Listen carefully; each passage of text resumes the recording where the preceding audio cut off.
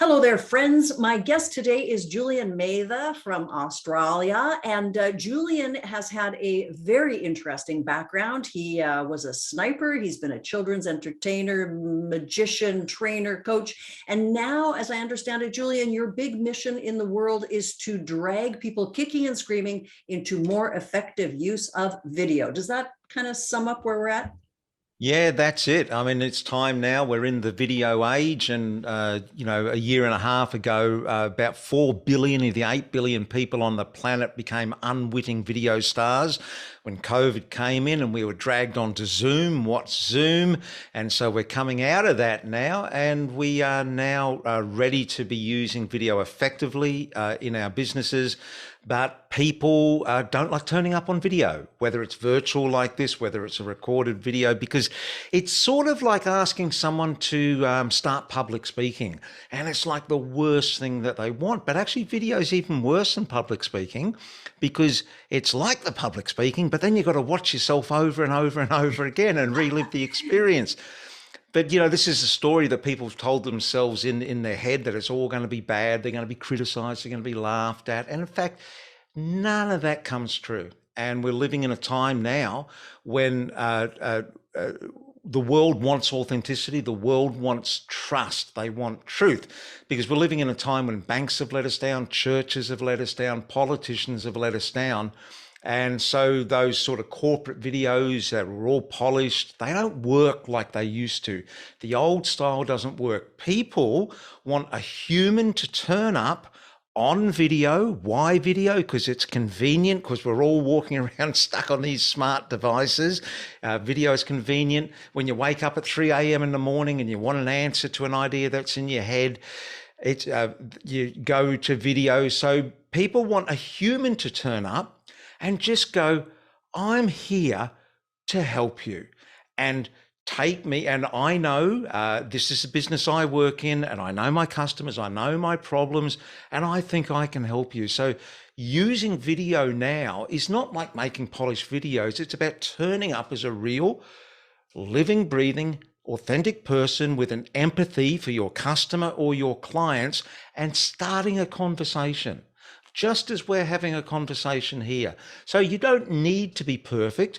You can be imperfect and make imperfect video, and it works brilliantly now. So that's my mission, is to get people excited about this is the best time in history to front up, to show up on video and start helping your customers and clients. So, Julian, I'm going to throw a yeah, but at you. Yeah, but people will say, well, that's fine, Joanna and Julian. You both come from the world of television as our background. How do we reassure people that you don't have to come out of television or have this big in-depth on-camera background to be able to succeed on camera? How do you get over that hump? Yeah, well, I come from television, but let's just understand where I came from. I came from behind the camera. I mean, my TV career for 2.5 decades was as a cameraman. And before that, you mentioned in the thing, I was an army sniper. So what have those two things got in common? The shooting part. No, yeah, well, they have, and that's one thing. But the thing they've got in common is they both gave me somewhere to hide.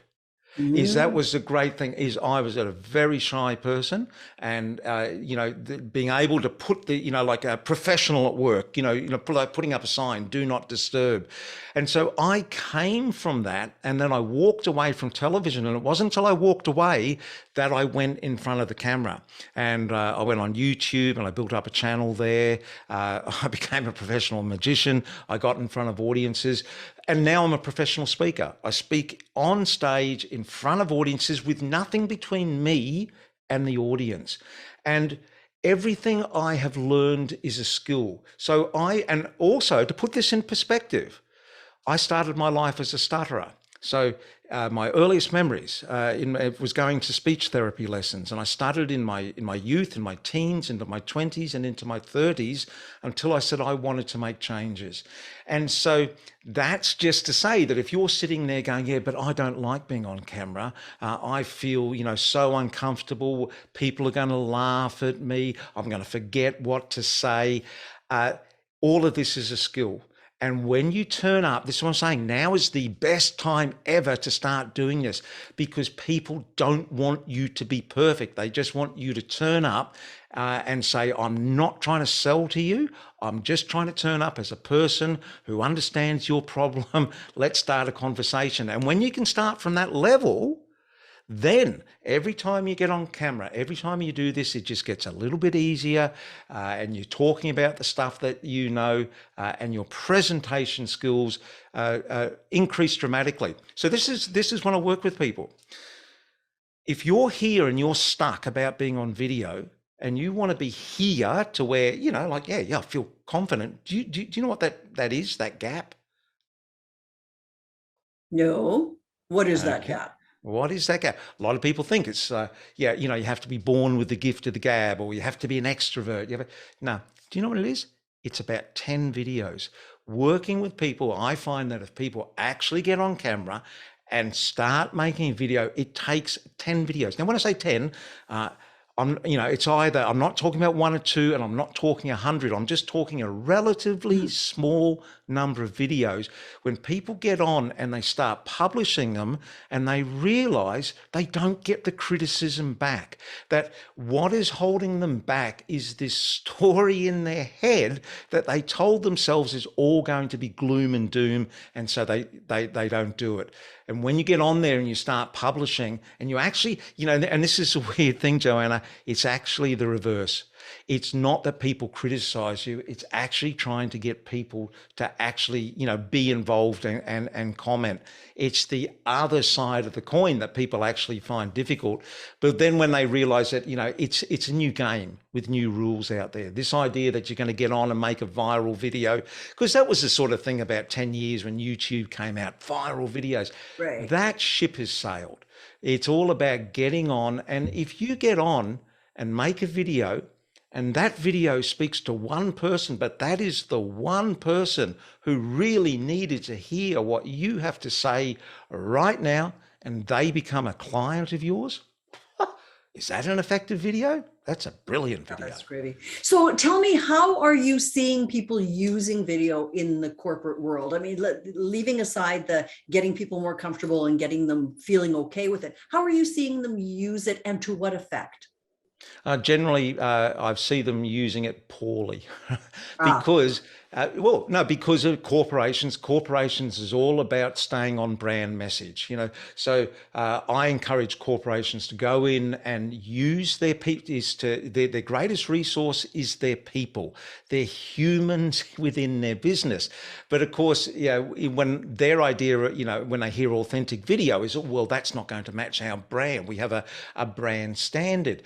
Yet there's this, those managers, those leaders who are making these decisions, when in their spare time they go and watch a video, they don't watch perfect, polished corporate videos, and they get in there, they go on a YouTube channel, they go find, regular people talking to them in a language that they understand. Yet when they go back in their work mode, it's all about being polished again. So what they're doing, they're almost stuck on this barrier. So as much as I work with individuals about getting them on camera, I work with leadership in organizations to try to change how they view the potential and possibilities of using video within their business.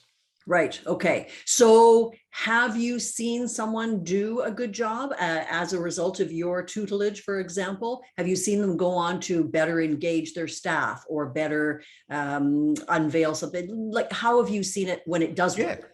Yeah, so what you do is to get people to start low risk. So number one is high risk is going out to the public. All right, well then if you've got an organization or a corporation, SME, use for video for internal video. So start, put it out to your people, and also give a long time frame. This idea of saying that, listen, we'd like this department to start using video, and we'd like to have you up and running in 6 weeks. No, put it out there and let them play with it for 6 months. It takes people time to feel comfortable. Because here's the thing: if your people do not feel safe on video, they will not do it. So you have to create an environment around them which encourages them to do it with no consequences. So this is why you want to do it internally first. Get them on video and gamify it. You know, make it a bit more fun, that they can start using it. You know, to you know, communicate within teams, to build engagement within teams. So internally is the, you know, the key to starting. Okay, excellent. And I guess when you say that people have to feel safe about going on video, I guess that's a bigger conversation. They need to feel safe at work in general, right? And a lot of people at Oh, this yeah. moment do not feel safe at work. They feel quite threatened and quite challenged. Can Yeah, video yeah, address and some that, of I mean, that fear, do you think?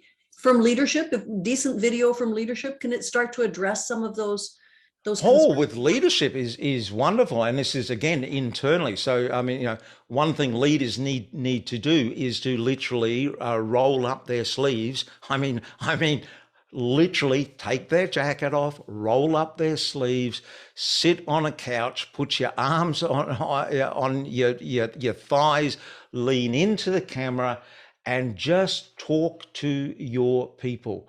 Not for long, 3 or 4 minutes. Just get them to say, hey, this is going on at the moment. I heard this, and this is what my thinking is about this at the moment.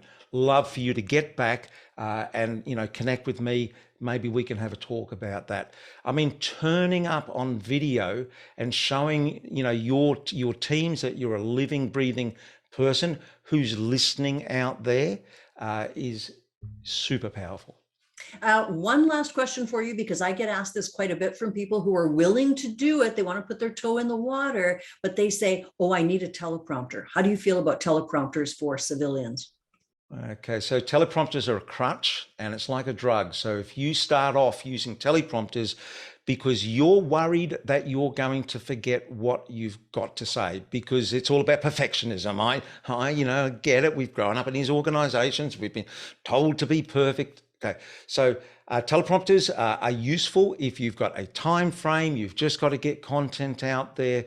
But if you think that you can turn up and use a teleprompter well, when I have worked with professionals who have been doing it for 20 or 30 years, and I look at some of them and still think, oh, geez, you don't do it very well, do you?